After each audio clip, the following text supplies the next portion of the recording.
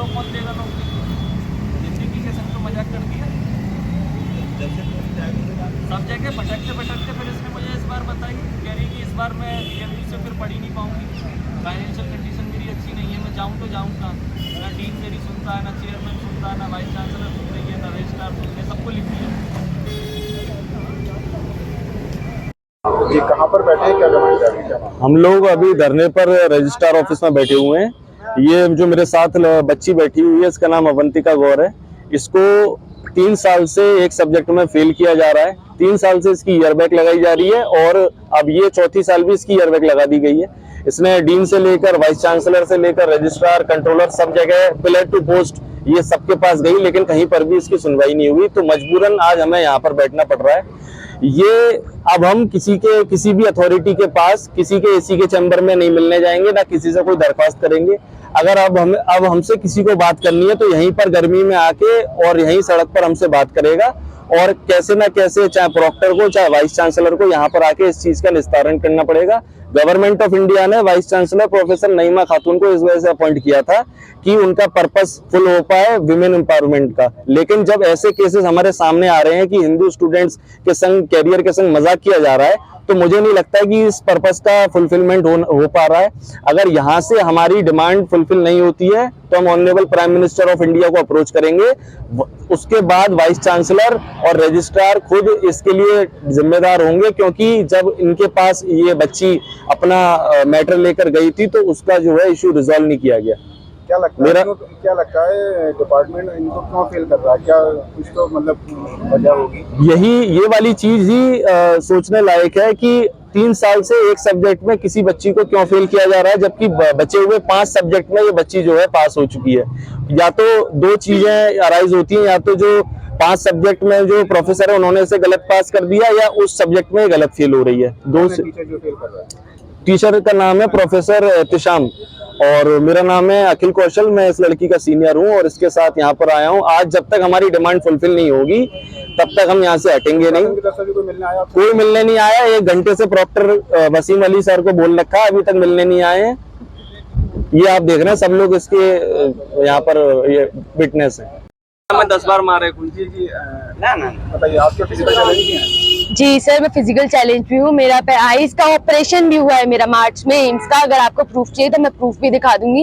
AIIMS से मेरे को स्क्विंट था, स्क्विंट दोनों आईज में प्रॉब्लम होती है। मेरे को राइट आई से थोड़ा ब्लरी दिखता है विदाउट स्पेक्स, और मेरे को हियरिंग में भी है। हियरिंग में मेरा बाय बर्थ हियरिंग प्रॉब्लम है। तब भी मैं इस वजह से यहाँ पर आई कि मेरे को यहाँ पे अच्छी सी एजुकेशन मिल जाएगी, क्योंकि मैंने सुना है, और जैसे कि मैंने एंट्रेंस के टाइम पे सर की बायोग्राफी पढ़ी थी तो उसमें भी बताया गया था, मैम ने भी, आपने बोला कि रिलीजियस डिस्क्रिमिनेशन का हम यहाँ पॉइंट ऑफ व्यू रखते हैं।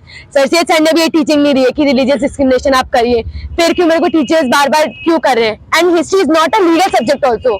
लीगल सब्जेक्ट से सारे पास हो रही हूँ, मतलब क्यों टीचर मेरे को हिस्ट्री सब्जेक्ट से फेल कर रहे हैं?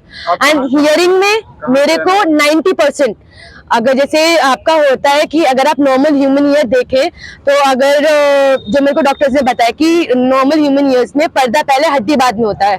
मेरा बाय बर्थ मेरे को हाइड्रोसिफिलिस था, यानी सिर में पानी था, उस वजह से मेरी मसल्स वगैरह थोड़ा दब गई, जिस वजह से मेरे ये वाला कान थोड़ा वैसे साइज में है। एंड मेरे को 80 to 85% हियरिंग आता है विदाउट हियरिंग एड। कहाँ से हैं आप? कहाँ से? मैं डे स्कॉलर हूँ, एग्जीबिशन ग्राउंड साइड, प्रतिभा कॉलोनी। पिताजी क्या करते हैं? मेरे पापा प्रॉपर्टी डीलर हैं एंड मम्मी हाउस वाइफ। पूरा नाम क्या है? संजय गौर की फर्स्ट ईयर की स्टूडेंट्स है। इसका ये कहना है कि ये BA LLB में हिस्ट्री एक सब्जेक्ट है जिसका एग्जामिनेशन उसने दिया, उसमें ये फेल हो गई। उसके बाद इसने रीसीट दिया जो सप्लीमेंट्री के टाइप का होता है, उसमें अपेयर हुई और वो फेल हो गई। अब इसका ये एलिगेशन ये है कि ये उसको इंटेंशनली फेल किया जा रहा है। तो कोई भी टीचर किसी भी स्टूडेंट्स को इंटेंशनली क्यों फेल कर सकता है? 3 साल से कंटिन्यू फेल किया सर, छात्रा का ये इल्जाम है कि मैं हिंदू धर्म से हूँ इसलिए मुझे फेल किया जा रहा है और 3 साल से फेल किया जा रहा है। देखिए, ये जो आरोप है बिल्कुल गलत है, बिल्कुल गलत है।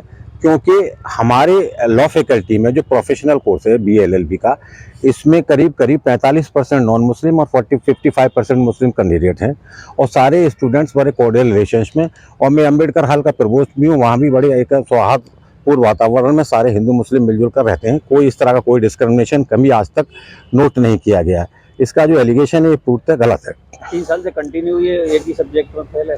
इसकी वजह ये हो सकती है कि पेपर पर प्रिपरेशन सही नहीं कर पा रही या क्या नहीं कर पा रही, ये इसकी वजह को उसको खुद एवेलुएट करना चाहिए, ना कि टीचर पे एलिगेशन लगाना चाहिए। तो कैसी कॉपी दोबारा चेक करवाई जाएंगी किसी और टीचर नहीं, से? इस तरह ये जो मांग कर रही है, और मैंने खुद इसको जाके एश्योरेंस दिया कि आपका अगर कोई इस तरह का ग्रीवेंसेस है तो आप एक एप्लीकेशन वाइस चांसलर के नाम को लिख के दें, तो उसमें हो सकता है कि वाइस चांसलर साहब उसको कंसीडर करें, लेकिन वो अपनी जिद पे अड़ी हुई है कि वो बिना आदेश लिए जाएंगे नहीं।